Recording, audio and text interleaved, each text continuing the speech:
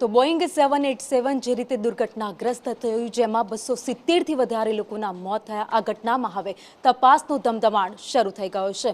અનેક ટીમો આ તપાસમાં જોતરાઈ ગઈ છે।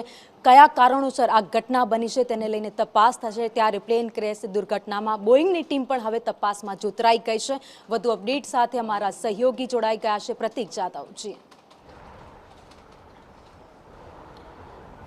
ભાવિની મેઘાણીનગરમાં બોઈંગ 787 વિમાન ક્રેશ થયું હતું અને ક્રેશ થયા બાદ રાષ્ટ્રીય તેમજ ઇન્ટરનેશનલ એજન્સીઓ તપાસનો ધમધમાટ કરી રહી છે। ત્યારે ગઈકાલે મધરાત્રિએ બોઈંગની ટીમ અમદાવાદ આવી પહોંચી છે। યુએસએથી અમદાવાદ આવેલી આ ટીમ છે ટેકનિકલ સપોર્ટ પૂરો પાડશે તપાસમાં, કારણ કે બોઈંગ 787ની મેન્યુફેક્ચરર કંપની છે બોઈંગ, અને આ કારણથી આ ડ્રીમલાઇન જે પ્રોજેક્ટ હતો તેમાં જે ટીમે કામ કરેલું હતું તે ટીમના સભ્યો અમદાવાદ આવ્યા છે અને સુરક્ષા એજન્સીઓને ટેકનિકલ સપોર્ટ પૂરો પાડશે આ દુર્ઘટના થવા પાછળનું। આ સાથે જ જો વાત કરવામાં આવે તો રાષ્ટ્રીય સુરક્ષા એજન્સીઓએ પણ સમગ્ર ઘટનાને લઈને ઘટના સ્થળ ઉપર તપાસ હાથ ધરી હતી કે આ ઘટના બનવા પાછળ કોઈ આતંકવાદી જવાબદાર નથી। આ તમામ બાબતો ઉપર તપાસ કરવામાં આવી। સાથે જ K9 ટીમને પણ સમગ્ર ઘટનાને લઈને ઘટના સ્થળ ઉપર તપાસ કરવામાં આવી હતી, જેની અંદર ડોગ સ્ક્વોડનો સમાવેશ થાય છે અને તેની અંદર નિષ્ણાત ડોગ હોય છે તેમના દ્વારા પણ તપાસ કરવામાં આવી છે, પરંતુ ઘટના સ્થળ ઉપરથી કંઈ પણ શંકાસ્પદ ચીજ વસ્તુ નથી મળી આવી। આ સાથે જ વિમાનની અંદર ખાસ કરીને ઓવરલોડના કારણે આ દુર્ઘટના નથી તેના પણ કોઈ પુરાવા નથી મળ્યા, એટલે કહી શકાય કે હવે બ્લેક બોક્સમાંથી જે રિપોર્ટ આવશે